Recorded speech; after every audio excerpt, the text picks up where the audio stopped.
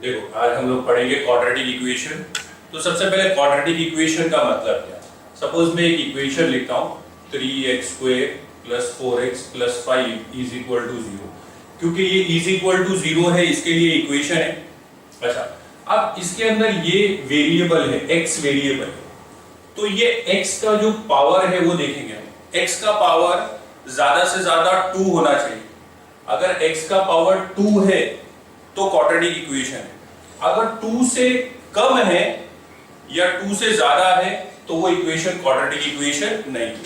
समझ में आया? तो यहां पर ये इक्वेशन में मैं देखता हूं x का पावर कितना है, 2 है। अच्छा, अगर मैं यहां पर लेता हूं 3√x + 4x + 5 इक्वल टू 0, ये क्वाड्रेटिक इक्वेशन है क्या? तो रूट का मतलब क्या होता है? रूट का मतलब होता है 1/2। रूट का मतलब होता है 1/2। अब जब मैंने ये रूट को 1/2 में कन्वर्ट किया तो ये पावर आपका 2 नहीं है, तो ये क्वाड्रेटिक इक्वेशन नहीं। तो क्वाड्रेटिक इक्वेशन होने के लिए सबसे इंपॉर्टेंट कंडीशन क्या है? x का पावर कितना होना चाहिए? 2। अगर 2 से कम है तो भी क्वाड्रेटिक इक्वेशन नहीं है, 2 से ज्यादा है तो भी क्वाड्रेटिक इक्वेशन नहीं है। अब देखो यहाँ पर गौर करें। सपोज मैं वापस से यहाँ पर थोड़ा फॉर्म देख लेता हूँ। क्वाड्रेटिक इक्वेशन किस किस फॉर्म में आ सकती है हमको? 3x² + 4x + 5, ये क्वाड्रेटिक इक्वेशन है। सपोज ये नंबर नहीं है मेरे पास, ये नंबर नहीं है मेरे पास, बरोबर। तो अब ये क्वाड्रेटिक इक्वेशन है क्या? अभी भी ये क्वाड्रेटिक इक्वेशन है, क्योंकि मुझे क्या देखना है? x का पावर देखना है। तो यहां पर 3x² + 4x, तीसरा नंबर नहीं था मेरा, बरोबर। तो उसकी जगह नहीं है तो सपोज मैं कंसीडर करता हूं 0, तो ये क्वाड्रेटिक इक्वेशन है। अब वापस से मैं लिख लेता हूं 3x² + 5 इज इक्वल टू 0। अब देखो मेरे पास ये तो है, लेकिन ये वाला टर्म नहीं लिखा ना मैंने। लेकिन मुझे क्या चाहिए? x का पावर चाहिए। तो x का पावर क्या है? यहाँ पर x का पावर 2 है। तो वापस मैं बोलूंगा ये क्वाड्रेटिक इक्वेशन है, लेकिन अब इसका फॉर्म बराबर नहीं है। तो 3x², अब कौन सा टर्म नहीं है यहाँ पर? ये 4x वाला टर्म नहीं है, तो मुझे नहीं पता, तो मैं लिखूंगा 0x + 5 इज इक्वल टू 0। ये क्वाड्रेटिक इक्वेशन है। अच्छा, ये क्वाड्रेटिक इक्वेशन है क्या? 4x + 5, ये क्वाड्रेटिक इक्वेशन नहीं है। क्यों नहीं है? क्योंकि x का पावर जो है कुछ नहीं है, मतलब 1 है, तो ये क्वाड्रेटिक इक्वेशन नहीं है। तो क्वाड्रेटिक इक्वेशन होने के लिए सबसे इंपॉर्टेंट चीज क्या है? सबसे इंपॉर्टेंट चीज है x का जो पावर है वो क्या होना चाहिए? 2 होना चाहिए। अगर 2 से ज्यादा है तो भी नहीं है, 2 से कम है तो भी नहीं है। क्वाड्रेटिक इक्वेशन का जो फॉर्म है वो कैसा होना चाहिए? पहले हमेशा फॉर्म मतलब पहले हमेशा स्क्वायर वाला, x² वाला नंबर आना चाहिए, फिर x वाला नंबर आना चाहिए, फिर जो खाली नंबर है वो आना चाहिए, इज इक्वल टू 0 आना चाहिए। अगर ये बरोबर फॉर्म में नहीं है तो आपको बरोबर फॉर्म में इसको अरेंज करना पड़ेगा। हमेशा स्क्वायर वाला पहले, फिर x वाला, फिर नंबर इज इक्वल टू 0। अगर नहीं है तो उसको बरोबर फॉर्म में अरेंज करना पड़ेगा। अब यहाँ पर ये वाली इक्वेशन में, ये वाली इक्वेशन में मेरे पास थर्ड वाला टर्म नहीं था, तो थर्ड टर्म नहीं था तो मैंने क्या लिखा? 0 लिखा। और ये वाली इक्वेशन में मेरे पास सेकंड टर्म नहीं था x वाला, तो मैंने क्या लिखा? 0 लिखा और x लिखा। तो जो टर्म मेरे पास नहीं है उसके लिए मैं क्या इस्तेमाल करूंगा? 0 का इस्तेमाल करूंगा। समझ में आया? ठीक है। देखो एक्सरसाइज 2.1 पढ़ेंगे। 2.1 में सेकंड क्वेश्चन क्या दिया है? Decide which of the following are quadratic equation. अभी हम लोगों ने पढ़ा क्वाड्रेटिक इक्वेशन, तो ये इक्वेशन दिया हुआ है x² + 5x - 2 इक्वल टू 0। अब ये इक्वेशन के अंदर देखो x एक ही वेरिएबल है और सबसे बड़ा x का पावर कितना है? 2। यहां पर पावर 2 से ज्यादा है क्या? नहीं, बरोबर। तो 2 पावर मिल गया, बरोबर। तो हम बोलेंगे ये क्वाड्रेटिक इक्वेशन है। अब इसको लिखेंगे कैसे? देखो हम लोग लिखेंगे इन द गिवन इक्वेशन, ये हमारी इक्वेशन है x² + 5x - 2 equal to 0। x is the only variable, यहां पर x ही एक वेरिएबल है। द मैक्सिमम इंडेक्स, इंडेक्स यानी power, the maximum index of the variable is 2, therefore the given equation is a quadratic equation। समझ में आया क्यों क्वाड्रेटिक इक्वेशन है ये? क्योंकि x का पावर कितना है? 2 है। ठीक है। देखो सेकंड क्वेश्चन पढ़ेंगे। क्या दिया है हमको? पूछा है क्वाड्रेटिक इक्वेशन है या नहीं। तो इक्वेशन क्या है? y² = 5y - 10। अब देखो सबसे पहले हमने पढ़ा है कि इक्वेशन जो है, हमने यहाँ पर पढ़ा है पहले y² है ना, तो पहले स्क्वायर होना चाहिए, तो y² था। अब ये 5y होना चाहिए, लेकिन ये तो ये तरफ है, तो इसको ये तरफ लेकर आएंगे तो क्या हो जाएगा? ये तरफ आएगा तो ये प्लस से माइनस हो जाएगा, ये 10 को भी ये तरफ लेकर आता हूं मैं, तो माइनस से क्या हो जाएगा, प्लस हो जाएगा। अब ये मेरी इक्वेशन बराबर फॉर्म में आ गई। अब ये इक्वेशन के अंदर सबसे बड़ा पावर क्या है, 2 है, तो मुझे चाहिए था 2e पावर, मिल गया। तो ये क्वाड्रेटिक इक्वेशन है, क्योंकि पावर सबसे ज्यादा कितना है, 2 है। तो यहां पर लिखूंगा in the given equation, equation क्या है आपकी, y square minus 5y plus 10 equal to 0। कौन सा वेरिएबल है, y is the only variable, सिर्फ y है यहां पर। The maximum index of the variable is 2, therefore the equation y square minus 5y plus 10 is equal to 0 is a quadratic equation। ठीक है, आगे क्वेश्चन पढ़ेंगे। क्या दिया है, y square plus 1 upon y is equal to 2। तो इसको मैं कैसे सॉल्व करूं, ये अपॉन में आ गया ना, तो यहां पर मैं नीचे कुछ नहीं है तो क्या ले लेता हूं, 1 ले लेता हूं, पहले सॉल्व करता हूं। तो ये y स्क्वायर से मल्टीप्लाई होगा तो क्या हो जाएगा, y क्यूब हो गया, प्लस ये y 1 से मल्टीप्लाई हुआ तो 1 हुआ, और नीचे ये आपस में भी मल्टीप्लाई होगा ना, तो 1 into y y हो गया मेरा 2। देयरफॉर y क्यूब प्लस 1, ये y वापस इधर मल्टीप्लाई हो गया तो कितना हो गया, 2y। अब इसको बराबर फॉर्म में लिखना पड़ेगा, तो देयरफॉर y क्यूब सबसे बड़ा है, ये 2y इधर आएगा तो माइनस 2y, ये 1 तो अपनी जगह पर ही है, तो ये मेरी इक्वेशन बनी। अब ये इक्वेशन के अंदर देखो सबसे बड़ा पावर कितना आ गया आपका, 3। तो 3 है तो क्वाड्रेटिक इक्वेशन है क्या, नहीं है। क्वाड्रेटिक इक्वेशन के लिए क्या चाहिए, 2 चाहिए। तो in the given equation y cube minus 2y plus 1 equal to 0, y is the only variable, the maximum index of the variable is 3। बराबर, कितना आ गया, 3 वेरिएबल, इंडेक्स कितना आया, 3 आया।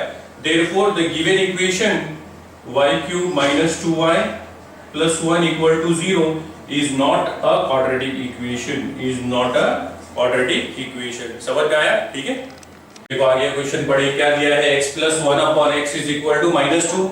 तो पहले मुझे इसको सॉल्व करना पड़ेगा, कैसे सॉल्व करेंगे, देखो अपॉन में आ गया तो नीचे क्या ले लेते हैं, 1 ले लेते हैं यहाँ पर, क्योंकि कुछ नहीं है। तो अब इसको मल्टीप्लाई करता हूं मैं, क्रॉस मल्टीप्लाई, ये x से मल्टीप्लाई हो गया तो क्या हो गया, x स्क्वायर, x और x, प्लस ये और ये मल्टीप्लाई हो गया तो 1 1 सा 1, और ये नीचे आपस में मल्टीप्लाई हो गया तो 1 मल्टीप्लाई बाय x 1x, ठीक है, और ये माइनस 2 x स्क्वायर प्लस 1, अब ये वापस मल्टीप्लाई होगा तो minus 2 multiply by 1 minus 2x, ठीक है।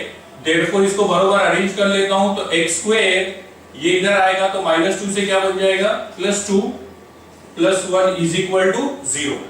तो अब मेरी इक्वेशन क्या हो गई, इन द गिवन इक्वेशन, बराबर इक्वेशन ये हो गई x square plus 2x plus 1 equal to 0।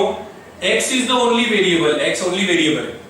अब पावर कितना आया, यहाँ पर पावर 2 आया, और 2 ही मुझे चाहिए ज्यादा से ज्यादा, तो the maximum index of the variable is 2, therefore the given equation is a quadratic equation. समझ में आया, तो इक्वेशन क्या है मेरी, क्वाड्रेटिक इक्वेशन है। देखो आगे का क्वेश्चन दिया है m plus 2 m plus m minus 5 equal to 0। अब पहले मुझे ये बताना है कि ये क्वाड्रेटिक इक्वेशन के फॉर्म में है क्या। तो देखो ये ब्रैकेट में दिया है तो आपको ध्यान रखना, अभी हमने अपॉन में सम आया तो डिनोमिनेटर में 1 लेके क्रॉस मल्टीप्लाई किया था कि नहीं। जब ब्रैकेट के सम आ जाएंगे तो आप कैसे सॉल्व करेंगे, देखो हमेशा ध्यान रखना है, 2 ब्रैकेट में से एक ब्रैकेट को तोड़ दो। तो मैं सपोज इसको तोड़ता हूं, ये मेरा एक हिस्सा हो गया, ये मेरा दूसरा हिस्सा हो गया, तो ये m लिखूंगा मैं, m अपनी जगह पर, इसके साथ ये पूरा है m माइनस 5, तो ये लिखा है, इसके साथ ये पूरा आया। अब बचा क्या मेरा, प्लस 2, तो ये प्लस 2 लिखूंगा, और क्या आएगा, m minus 5 is equal to 0। समझ में आया। तो ब्रैकेट कभी भी आ गए 2 तो कैसे करेंगे, पहले एक ब्रैकेट को स्प्लिट कर लेंगे, पहले वाला यहां पर, फिर ये वाला ब्रैकेट प्लस 2 और ये वाला ब्रैकेट इज इक्वल टू 0। अब क्या करेंगे, देखो इसको अंदर मैं मल्टीप्लाई करता हूं, m मल्टीप्लाई बाय m, तो m स्क्वायर हो गया, माइनस ये इधर, फिर ये m अंदर मल्टीप्लाई हुआ तो 5m हो गया, फिर आगे चलता हूं मैं, प्लस 2 ये इधर मल्टीप्लाई हुआ तो 2m हो गया।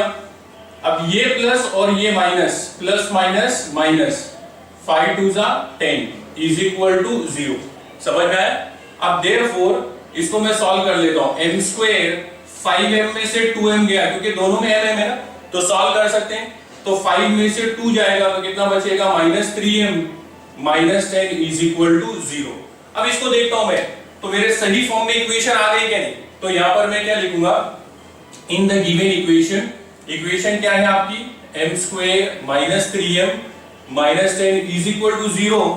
m is the only variable और m का पावर कितना है, 2 है, तो m का पावर 2 है, तो मैं लिख सकता हूं the maximum index of the variable is 2, therefore the given equation is a quadratic equation.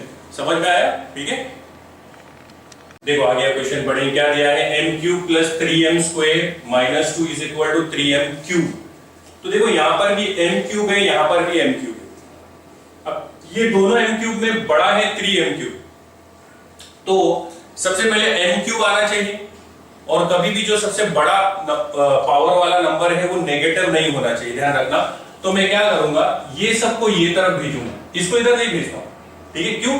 क्योंकि ये बड़ा है इसके लिए। तो यहां पर ये इस तरीके से लिखेंगे 3m क्यूब, ये इधर का इधर है, अब इसको मैं इधर भेज रहा हूं, तो क्या हो जाएगा, माइनस m क्यूब, इसको भी मैं इधर भेज रहा हूं, तो क्या हो जाएगा, माइनस 3m स्क्वायर, और ये वाला भी इधर आएगा तो प्लस 2m, तो इधर कुछ भी नहीं बचा, तो इज इक्वल टू 0। समझ में आया? देयरफॉर 3m क्यूब में से यहां पर कुछ नहीं है, 1 तो गया, तो कितना बचा, 2m cube minus 3m square plus 2 is equal to 0। बराबर, तो मैंने इसे सॉल्व कर लिया। अब जब मैं सॉल्व करता हूं तो ये पूरी इक्वेशन के अंदर देखो, m तो एक वेरिएबल है, लेकिन पावर कितना आ रहा है, 3, और जब 3 है तो आपका क्वाड्रेटिक इक्वेशन नहीं होगा, क्योंकि 2 से ज्यादा है ना। तो in the given equation 2m cube 3m square plus 2 is equal to 0, m is the only variable, the maximum index of the variable is 3, therefore the given equation is not a quadratic equation, is not a quadratic equation। समझ में आया? ठीक है, देखो आगे का question पढ़ेंगे, write the following equation in the form of ax square plus bx plus c equal to 0 and then write the value of abc for each equation. देखो यहां पर मैं थोड़ा सा आपको एक्सप्लेन करता हूं, ax square plus bx plus c का मतलब क्या है, ax square plus bx plus c का मतलब क्या है, तो ax square plus bx plus c ये क्वाड्रेटिक इक्वेशन का फॉर्म है। इसका मतलब हमेशा स्क्वायर वाला टर्म पहले होना चाहिए, फिर x वाला टर्म होना चाहिए, फिर नंबर होना चाहिए इज इक्वल टू 0। समझ में आया? अच्छा, जब ऐसा आ गया तो स्क्वायर वाले के आगे का नंबर a होता है, x के आगे का नंबर b होता है, और खाली नंबर c होता है। समझ में आया? अब थोड़ा सा इससे देखते हैं, ये देखो ये मेरी इक्वेशन है, क्वाड्रेटिक है या नहीं है देखता हूं, हाँ स्क्वायर है तो क्वाड्रेटिक है, क्योंकि उससे ज्यादा कोई है नहीं। इसको बराबर फॉर्म में लेता हूं मैं, तो देखो y स्क्वायर पहले आना चाहिए, लेकिन ये नेगेटिव है तो ये तरफ आएगा ये, तो y स्क्वायर इधर आया तो पॉजिटिव हो गया, 2y अपनी जगह पर है, ये 10 इधर आना चाहिए, तो ये 10 जब इधर आएगा तो माइनस 10 हो जाएगा प्लस से, इज इक्वल टू 0। अब देखो मैंने इसको ये फॉर्म में लिख दिया है, नहीं स्क्वायर पहले है, फिर बाद वाला x का टर्म है, यानी यहां पर y है, और लास्ट में खाली नंबर है इज इक्वल टू 0, तो ये मेरा बराबर फॉर्म में आ गया। तो मतलब मैंने इसको क्या कर दिया है, ax square plus bx plus c के फॉर्म में लिख दिया।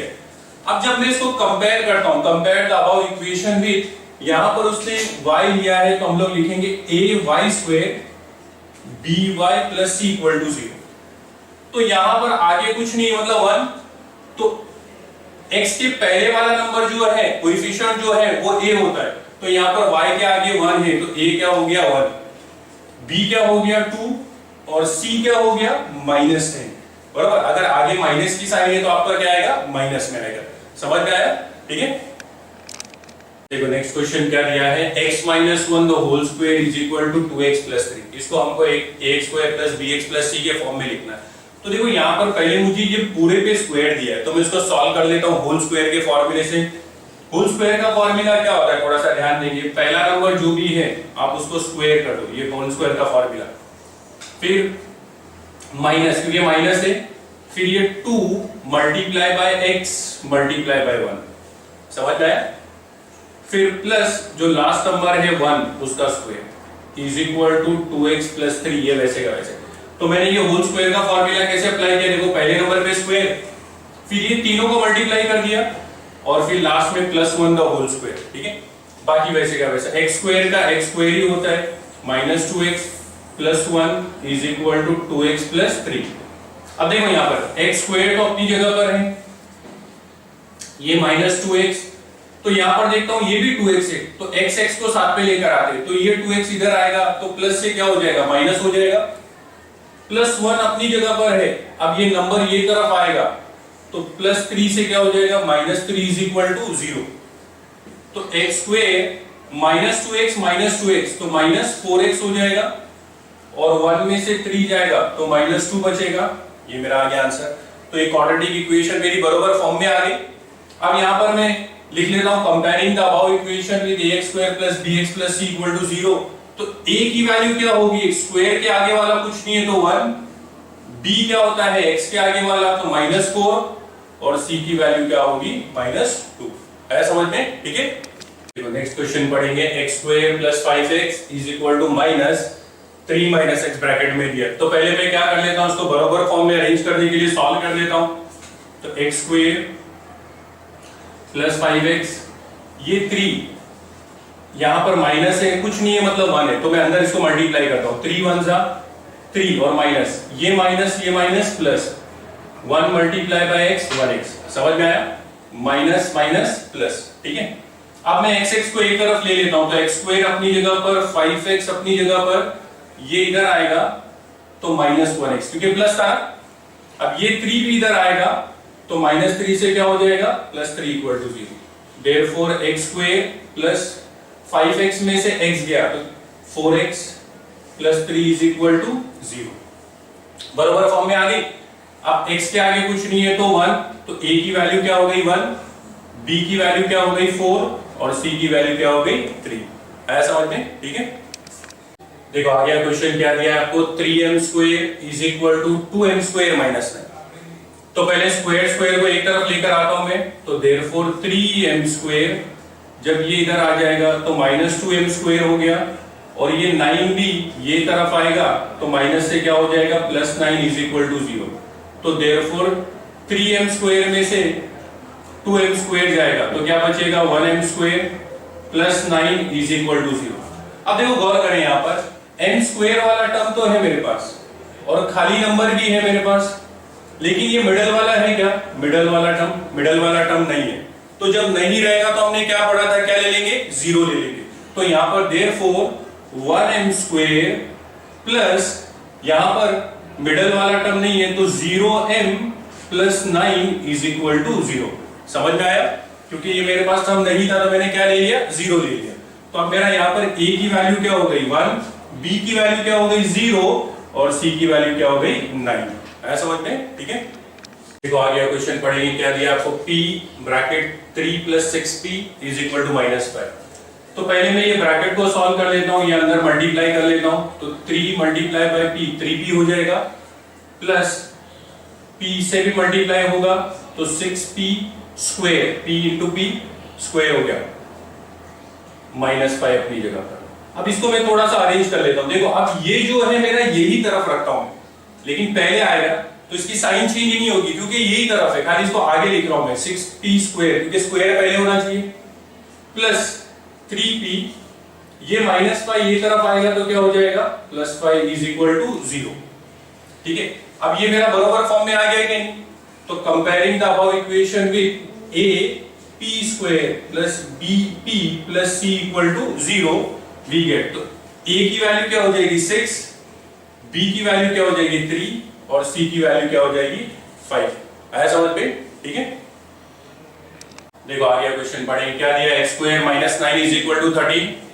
तो x² अपनी जगह पर आ गया, नंबर एक तरफ ले लेता हूं मैं, तो -9, जब ये 13 इधर आएगा तो -13 = 0। अच्छा, x² - 9 - 13 -22 = 0। अब देखो इसको कंपेयर करता हूं, स्क्वायर वाला टर्म तो है मेरे पास, खाली नंबर भी है मेरे पास, लेकिन x वाला टर्म है क्या, x वाला टर्म नहीं। तो x वाला टर्म नहीं रहेगा तो क्या ले लेंगे, 0 ले लेंगे, पढ़ा था हमने। तो प्लस 0x - 22 = 0। समझ में आया? तो अब यहां पर मैं कंपेयर करता हूं, तो आगे कुछ नहीं है तो 1, तो a की वैल्यू 1, b की वैल्यू 0, और c की वैल्यू -22। आया समझ में? ठीक है, देखो आगे क्वेश्चन पढ़ेंगे, determine whether the value given against each of the quadratic equation are the roots of the equation. तो यहाँ पर आपको एक क्वाड्रेटिक इक्वेशन दी है और आपको पूछा है उसके आगे वैल्यू दी है 1 और -1, ये बताओ इसके रूट है या नहीं। तो ये रूट है या नहीं कैसे पता चलेगा आपको, जब आप ये x की वैल्यू ये लेफ्ट हैंड साइड में पुट करेंगे और आपका आंसर राइट हैंड साइड से इक्वल आएगा। अगर आंसर इक्वल आता है तो आप बोलेंगे रूट है, अगर आंसर इक्वल नहीं आता है तो आप बोलेंगे रूट नहीं है। तो मुझे यहां पर चेक करना है कि x इक्वल टू 1 ये क्वाड्रेटिक इक्वेशन का रूट है या नहीं है। तो मैं क्या करता हूं, मुझे दो वैल्यू दी है ना, इसके लिए मैं दो तरीके से लिख लेता हूं a और b। अब मैं इसके अंदर सब्स्टिट्यूट करता हूं, ये मेरी क्वाड्रेटिक इक्वेशन है तो मैं लिखता हूं substituting x is equal to 1, पहला क्या है 1 in left hand side of the given quadratic equation दी गई। अब गिवन क्वाड्रेटिक इक्वेशन का लेफ्ट हैंड साइड क्या है, देखो x² + 4x - 5 = 0। अच्छा, अब ये अगर आपने आगे इज इक्वल टू 0 पहले ही लिख दिया तो आपका आंसर इधर ही रॉन्ग हो जाएगा। क्यों? क्योंकि आप पहले ही ये बता रहे हो कि left hand side right hand side से इक्वल है, तो आपको ध्यान रखना है सिर्फ क्या लिखना है, लेफ्ट हैंड साइड ही लिखना है। तो देयरफॉर अब ये लेफ्ट हैंड साइड में आप क्या कर रहे हो, सब्स्टिट्यूट कर रहे हो। x की जगह पर कितनी वैल्यू ले रहे हो आप 1, तो x की जगह पर 1 4, x की जगह पर 1 - 5, तो 1 का स्क्वायर 1, 4 1 जा 4 -5, 1 और 4 5, 5 - 5 कितना आया 0। तो यहाँ पर 0 है और आपका भी कितना आया 0, तो आप लिखेंगे ये किससे इक्वल है, राइट हैंड साइड से equal. Therefore left hand side is equal to right hand side, therefore x equal to 1 is the root of the given quadratic equation, क्योंकि इक्वल आया ना। सेम तरीके से चेक करते हैं दूसरा क्या दिया है आपको -1, तो आप सेम तरीके से लिखेंगे substituting x is equal to -1 in left hand side of the given equation दी गई। अगेन मैंने लेफ्ट हैंड साइड ही लिखा, अगर इज इक्वल टू 0 लिख देता तो रॉन्ग हो जाता कि नहीं। तो अब मैं सब्स्टिट्यूट कर रहा हूं, x की जगह पर क्या आएगा अभी आपका -1, क्या आएगा -1 प्लस 4, x की जगह पर आपका क्या आएगा -1 - 5 अपनी जगह पर। अब -1 का स्क्वायर तो -1 मल्टीप्लाई बाय -1, 1 1 जा 1 माइनस प्लस, बराबर। तो 1 ही आंसर है। तो कभी भी शॉर्टकट में ध्यान रखेंगे नेगेटिव नंबर का स्क्वायर पॉजिटिव ही होता है। 4 1 जा 4 प्लस माइनस -5। अब देखो इधर -1 -4 -3 हो गया और ये -5 -3 -5 -8। अब ये -8 आपका 0 से इक्वल है क्या, तो इक्वल नहीं है, तो आप लिखेंगे does not equal to right hand side. Therefore left hand side does not equal to right hand side, therefore x equal to -1 is not the root of the given quadratic equation. समझ में आया? Root कैसे पता करेंगे, अगर आपका answer equal आता है 0 से तो रूट है, अगर इक्वल नहीं आ रहा है तो रूट नहीं है। ठीक है, चलो आगे क्वेश्चन पढ़ेंगे। देखो अभी हमको वापस बताना है रूट है या नहीं है, तो कैसे पता चलेगा रूट है या नहीं है। ये मेरी क्वाड्रेटिक इक्वेशन दी है, इसमें ये वैल्यू लेफ्ट हैंड साइड में पुट करेंगे तो मैं क्या लिखूंगा, substituting m is equal to 2 in left hand side of the given equation we get। अब लेफ्ट हैंड साइड में आपको क्या दिया है 2m² - 5m, अगर 0 लिख देते तो रॉन्ग हो जाता है नहीं, तो 0 नहीं लिख रहे। तो अब मैं यहाँ पर 2 की जगह पर 2, m की जगह पर कितना आएगा 2 स्क्वायर माइनस 5 की जगह पर 5, m की जगह पर क्या आएगा 2। 2 का स्क्वायर कितना होता है 4, आया समझ में, माइनस 5 2 जा 10, 2 4 जा 8 -10, सॉल्व करूंगा तो कितना बचा -2। अब -2 0 से इक्वल है क्या, 0 से इक्वल नहीं है, तो does not equal to right hand side. Therefore left hand side does not equal to right hand side, therefore m equal to 2 is not the root of the given quadratic equation। आया, पहला समझ में आ गया। अब दूसरे पे चलते हैं हम लोग वापस। लेफ्ट हैंड साइड में मुझे सब्स्टिट्यूट करना है, लेकिन आप क्या सब्स्टिट्यूट करना है 5/2, तो 2 की जगह पर 2 ही, m की जगह पर क्या आएगा 5/2 स्क्वायर माइनस 5 की जगह पर 5 वापस 5/2। देखो अब अपॉन में कैसे सॉल्व करते हैं, 2 की जगह पर 2, ये स्क्वायर करेंगे तो 5 का स्क्वायर कितना हो जाएगा 25 और 2 का स्क्वायर कितना हो जाएगा 4, माइनस ये डायरेक्ट मल्टीप्लाई कर लेता हूं, 5 5 जा 25 अपॉन 2। अब देखो ये कैंसिल होता है, 2 1 जा 2 2 जा, तो आपका बचा क्या है यहाँ पर 25 अपॉन 2, 25 अपॉन 2। दोनों में डिनोमिनेटर सेम है, तो 25 माइनस 25 अपॉन 2। 25 अपॉन 25 क्या होता है 0, सॉरी 25 माइनस 25 0 अपॉन 2। 0 अपॉन 2 कितना आया 0। तो यहां पर मैं लिखता हूं is equal to right hand side, बराबर, राइट हैंड साइड से इक्वल आया। तो थोड़ा सा मैं यहां पर लिख देता हूं therefore left hand side is equal to right hand side, therefore m is equal to 5 upon 2 equal आया ना, is the root of the given quadratic equation. आया समझ में? ठीक है, देखो आगे क्वेश्चन पढ़ेंगे। Find k if x equal to 3 is the root of the quadratic equation. अब x इक्वल टू 3 आपको रूट दिया है ना, अभी हम लोगों को पता करना था रूट है या नहीं है। तो जब रूट है तो मैं बोलूंगा लेफ्ट हैंड साइड और राइट हैंड साइड इक्वल है। तो ध्यान रखें जब भी आपको रूट दिया है आप डायरेक्ट ये नंबर को ये इक्वेशन के अंदर सब्स्टिट्यूट कर दो, तो आपको k की वैल्यू मिल जाएगी। तो इसके लिए मैं लिखता हूं, देखो x equal to 3 is the root of the given quadratic equation, therefore substituting x equal to 3 in the given equation we get। Equation लिख ली मैंने क्या बताया, डायरेक्ट इसके अंदर क्या कर दो आप सब्स्टिट्यूट कर दो। तो k की जगह पर k, x की जगह पर कितना आएगा 3 स्क्वायर, माइनस की जगह पर माइनस, 10 की जगह पर 10, x की जगह पर कितना आएगा 3 plus 3 is equal to 0। k अपनी जगह पर 3 का स्क्वायर कितना हो गया 9, 3 10 जा 30 प्लस 3 इज इक्वल टू 0। बाकी पूरा वैसे का वैसा 9 इंटू के 9k, 30 में से 3 गया तो कितना बचा माइनस 27 इज इक्वल टू 0। ये 27 उधर चले जाएगा तो माइनस से क्या हो जाएगा प्लस, सॉरी 27, तो k इज इक्वल टू ये 9 इधर चले गया तो 27 अपॉन 9, 9 1 जा 9, 3 जा, तो k की वैल्यू कितनी आई आपकी 3। आया समझ में? ठीक है, तो जब भी रूट दिया रहेगा तो क्या करना है आपको, डायरेक्ट इक्वेशन के अंदर सब्स्टिट्यूट करेंगे तो आंसर आ जाएगा। ठीक है, अगला क्वेश्चन पढ़ेंगे। देखो ये एक्टिविटी है, one of the root of the equation is -7 upon 5। तो अभी अभी हम लोगों ने किया, यहां पर रूट आपको दिया है, जब भी रूट दिया रहेगा तो जो भी रूट है उसको आप डायरेक्ट इक्वेशन के अंदर क्या कर सकते हैं, पुट कर सकते हैं। तो यहां पर डायरेक्ट देखो क्या एक्टिविटी बोलता है, complete the following and find the value of k। तो dash is the root of the quadratic equation, तो यहां पर हम पढ़ते हैं तो क्या आ रहा है -7 upon 5, -7 upon 5 is the root of the quadratic equation. अब ये -7 अपॉन 5 को आप डायरेक्ट इसके अंदर पुट कर सकते हो क्या नहीं, बराबर। तो आप क्या लिखोगे, putting m is equal to क्या -7 अपॉन 5 इन द इक्वेशन। तो आप जहां जहां पर m है वहां पर आपका क्या आ जाएगा, जहां जहां पर m है वहां पर -7 अपॉन 5 आ जाएगा। तो 5 की जगह पर 5, m की जगह पर -7 अपॉन 5।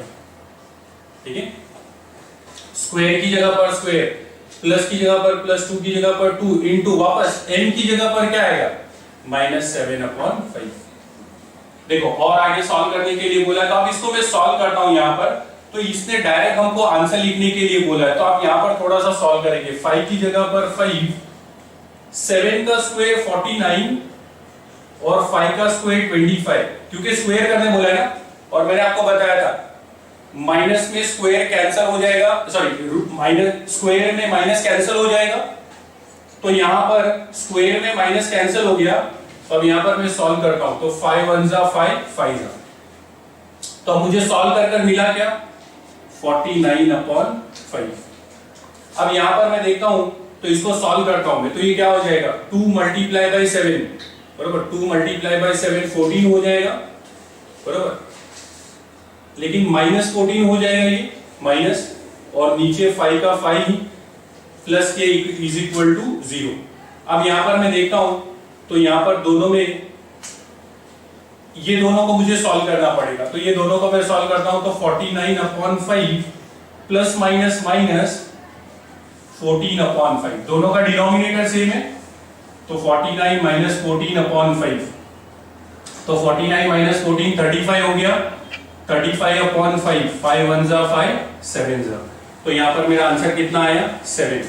अब 7 ये पूरे को सॉल्व कर कर आया प्लस के इज इक्वल टू 0। अब ये 7 इधर चले जाएगा तो क्या हो जाएगा -7। ठीक है, तो एक्टिविटी मेरी सॉल्व हो गई और के की वैल्यू आ गई। ठीक है।